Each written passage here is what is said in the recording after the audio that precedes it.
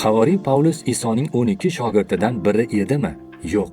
Pavlusning dushmanlari uni obro'sizlantirish uchun aynan shunga ishora qilishardi. U havoriy emas derdilar ular.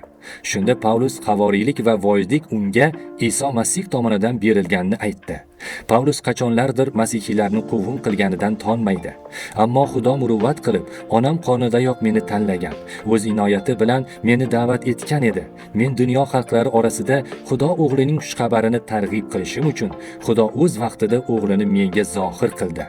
Tabiiyki, jamoat boshida Pavlusni qabul qilmadi, lekin Iso Masihning boshqa havoriylari tomonidan uning obro'-e'tibori tasdiqlanganidan keyin uni qabul qildilar.